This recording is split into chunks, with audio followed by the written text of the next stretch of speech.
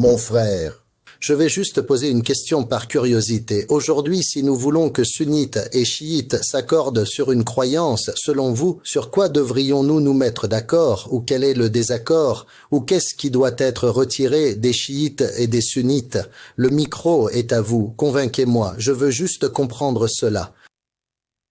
Au début, si nous voulons, il n'y a rien chez les chiites islamiques qui soit réellement révélé. La croyance des chiites en l'unicité de Dieu est saine. Ils croient que Dieu ne peut être compris ni perçu, et c'est la nature humaine. Dieu ne peut être limité ni compris. Quant aux chiites, ils ont le prophète. Le prophète ne peut être comparé à personne pour eux, et le prophète est la création la plus parfaite de Dieu, ce qui n'existe pas chez les sunnites. Le Coran chez les chiites est complet et parfait. Alors comment pourrions-nous le changer chez les chiites? Supprimer le Coran? Non, certainement pas.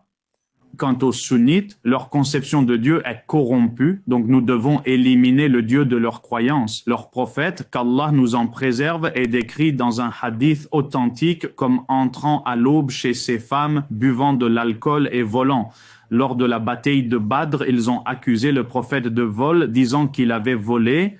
Alors Dieu a révélé sa parole. Il n'appartient pas à un prophète de trahir. Et quiconque trahit viendra le jour de la résurrection avec ce qu'il a trahi. Le contenu du verset coranique montre qu'ils ont accusé le prophète de vol. Donc nous devons également éliminer la croyance concernant le prophète. Vous avez le Coran falsifié. Donc nous devons éliminer la méthodologie de falsification du Coran. Comment croyez-vous à la falsification du Coran? Mais tu veux changer chez les chiites. Les chiites, non, ils n'ont rien de pollué dans les fondements. Oui, peut-être des détails que tu ne comprends pas. Par exemple, ce ne sont pas des voleurs, mais tu ne comprends pas, par exemple, l'argile de l'atmat. Ce sont des détails secondaires. Je parle des fondements. Dieu, le prophète, le Coran. Chez les chiites, tu ne peux rien changer car ce sont des constantes et des choses pures qui n'ont pas été contaminées. Les constantes. Mais chez les sunnites, leur religion, leur croyance vient des juifs, comme l'ont déclaré les savants sunnites. Donc si tu veux les éliminer, tu ne peux pas éliminer des choses des sunnites. Non, il faut reformater tout le sunnisme car chez eux, il y a le tueur et le tué en enfer. Chez le sunnite, celui qui commet l'adultère avec sa mère doit lui payer sa dot. Les fatwas changent cela, la croyance change cela. C'est-à-dire que tu enlèves tout le sunnisme, tu enlèves son esprit et tu le remplaces par celui d'un des amoureux de Mohammed et de la famille de Mohammed. Là, c'est 100%. D'accord, si aujourd'hui je veux suivre la vérité, quelle est la première étape que je devrais prendre selon toi? Qu'est-ce que tu me conseilles?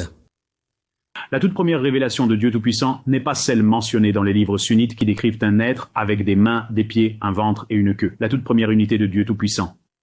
Penses-tu que Dieu ne peut être décrit ni compris et qu'il n'a ni image, ni forme, ni apparence, ni limite? C'est la première étape qui commence par Dieu, puis le prophète, puis le Coran, puis la communauté.